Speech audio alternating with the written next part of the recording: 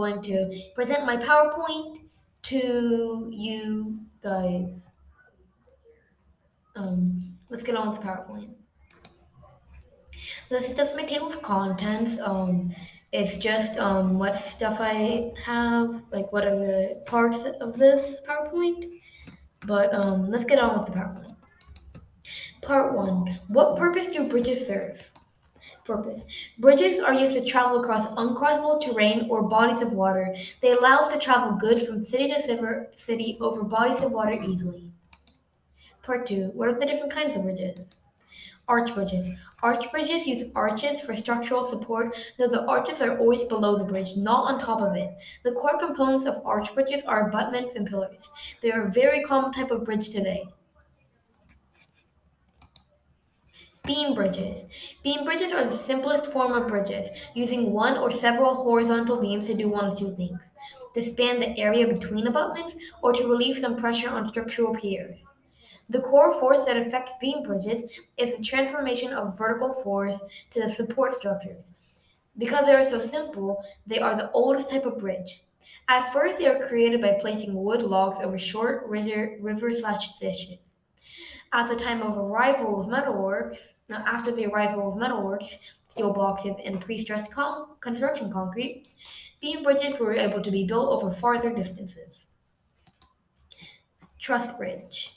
Truss bridges use a diagonal mesh of mostly triangular-shaped posts on top of the bridge to distribute forces across almost the entire bridge structure. The individual elements that are found in truss bridges, which are usually beams, can endure dynamic forces of compression and tension, but because it distributes the loads across the entire structure, it allows the bridge to handle much stronger forces and heavier loads than other types of bridges. Cantilever bridges.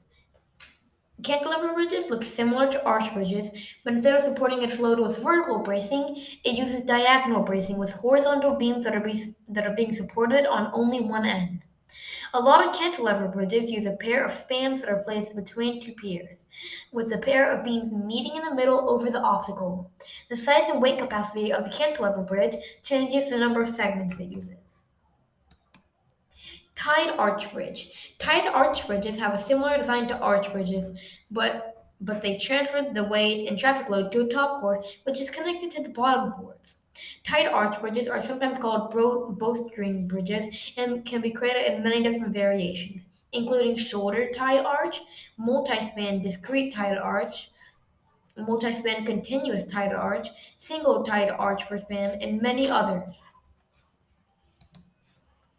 Suspension bridge. Suspension bridges have ropes or cables spread from the vertical suspenders to support the weight of traffic. Because it can suspend decking over long distances, it has become one of the most popular types of bridges today. Cable stayed bridge. Cable stayed bridges use cables that are directly connected to vertical columns, called either pylons or towers, that can be built near abutments or in the middle of the bridge structure. The cables can be connected to the columns in one of two ways: a harp design or a fan design. It's a very different type of cable-driven suspension than in any other types of suspension-driven bridges. And pedestrian bridges. A pedestrian bridge is a bridge that is used for passenger travel over bodies of water/uneven terrain. Pedestrian bridges are meant for people to travel across, not vehicles. An example I'm familiar with is the Poughkeepsie Pedestrian Bridge because my dad recently went on a trip to New York and jogged across it.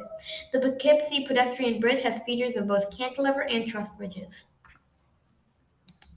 Part 3. What materials can a bridge be made out of? Wood. The earliest bridges were made out of wood. Usually people would chop down a tall and thick tree in a way that it would fall over uneven terrain or a body of water. Later, people started to chop and shape wood to make wooden bridges. Concrete. Concrete was first used in bridges in 1887. Concrete can withstand a heavy load and a good amount of direct impact. Concrete is a very common bridge construction material. Metal. Metal is one of the strongest bridge construction materials. It is used for support, suspension, and sometimes even decoration. It can withstand an incredible amount of load and force. Metal is a very expensive construction material, though. Stone. Stone is used in some pedestrian bridges today, but otherwise uncommon. In the past, stone was a lot more common than now. Part 4. How long different bridge materials last and what conditions they can survive. Wood. Wood is one of the weakest bridge materials. It molds and mildews, it breaks very easily, it gets slightly softer when exposed to large amounts of water, and isn't very good at supporting weight. Because of this, wood doesn't last as long as other materials. Concrete. Concrete is a very strong material that lasts a while but can be partially weathered away after a long period of time. When this happens, concrete can become prone to cracking and crumbling. Metal. Metal can last the longest of all bridge materials. Its only weakness is rust. When certain metal compounds come in contact with oxygen, it oxidizes, also known as rusting, and becomes weaker.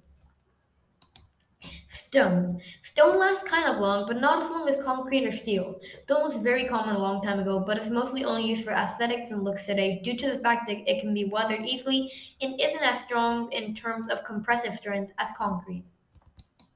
And finally, my bridge model. My bridge type of materials. My bridge model is a simple truss bridge. The materials that I used for it were wooden craft sticks and Elmer's liquid glue. It took me 2 weeks to build because most of my time was waiting for the glue to dry. And my bridge measurements. My bridge is about 15 inches tall and about 15.5 inches long. The triangular meshes are scalene triangles. And that's the end of my presentation. I hope you enjoyed my presentation today. After this, I will show you a picture of my bridge model. Thanks for watching.